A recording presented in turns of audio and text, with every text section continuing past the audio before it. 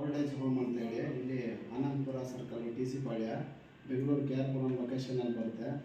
ಇಲ್ಲಿ ಸುಮಾರು ಒಂದು 12ರಿಂದ 15 ಜನ ವೃದ್ಧರಿದ್ದಾರೆ, ವಿಕಲಚೇತನರಿದ್ದಾರೆ. ನಿಮ್ಮ ಕೈಲಾದ ಒಂದು ಸಹಾಯ ಮಾಡಿ. ಲಾಸ್ಟ್ ಟೈಮ್ ನಾವು ಇಲ್ಲಿ ವಿಸಿಟ್ ಮಾಡಿ ವಿಡಿಯೋ ಕೂಡ ಮಾಡಿದ್ವಿ.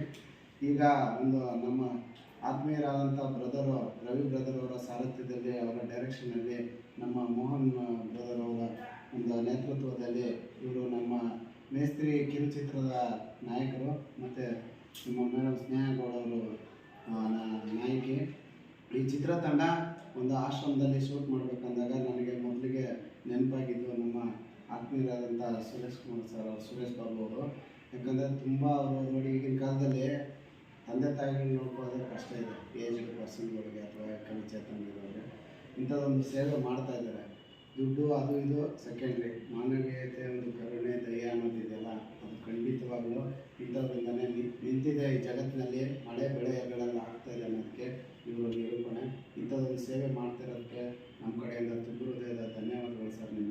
ನಿಮಗೆ ದೇವರು ಇನ್ನೂ ಹೆಚ್ಚಿನ ಶಕ್ತಿ ಕೊಡಲಿ. ಇದೇ ಥರ ಇನ್ನೂ ಹೆಚ್ಚು ವೃದ್ಧರನ್ನು ಈ ಥರ ಆಶ್ರಮವನ್ನು ನಡೆಸ್ಕೊಂಡು ಹೋಗುತ್ತೆ ಅಂತೇಳಿ.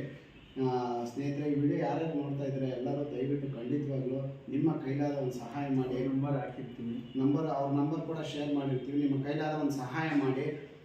ಏನೇ ಆಗ್ಬೋದು, ಒಂದು ಹಣ್ಣು ಆಗ್ಬೋದು, ಒಂದು ಊಟ ಆಗ್ಬೋದು, ನಿಮ್ಮ ಕೈಲಾದ ಇಂಥದ್ದೇ ಅಂತ ಏನಿಲ್ಲ. ಒಂದು ದುಡ್ಡು ಆಗ್ಬೋದು, ದುಡ್ಡೇ ಕೊಡ್ಬೇಕಂತ ಏನಿಲ್ಲ. ಫುಡ್ ಕೊಡಿ, ಅವ್ರಿಗೆ ದಿನನಿತ್ಯದ ಅಗತ್ಯ ವಸ್ತುಗಳು ಬೇಕಾಗುತ್ತೆ. ಎಷ್ಟೋ ಮೆಡಿಸಿನ್ಗಳಿಗೆ ತುಂಬ ಅತ್ಯಗತ್ಯ ಇದೆ ಅವ್ರಿಗೆ. ಸೊ ನಿಮ್ಮ ಕೈಲಾದ ಸಹಾಯ ಮಾಡಿ ಅಂತ ಈ ವಿಡಿಯೋ ಮೂಲಕ ನಾನು ಕೇಳ್ಕೊಳ್ತಾ ಇದ್ದೀನಿ.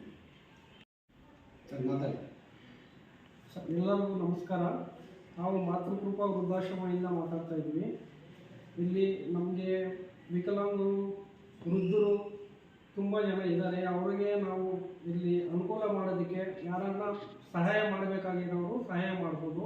ಇಲ್ಲಿ ಒಂದು ಶಾರ್ಟ್ ಶೂಟಿಂಗ್ ಮಾಡ್ತಿದ್ದಾರೆ, ಅದನ್ನು ನೋಡಿ ಆಶೀರ್ವದಿಸಿ ಸಪೋರ್ಟ್ ಮಾಡಿ. ಮೇಸ್ತ್ರಿ ಸಿನಿಮಾ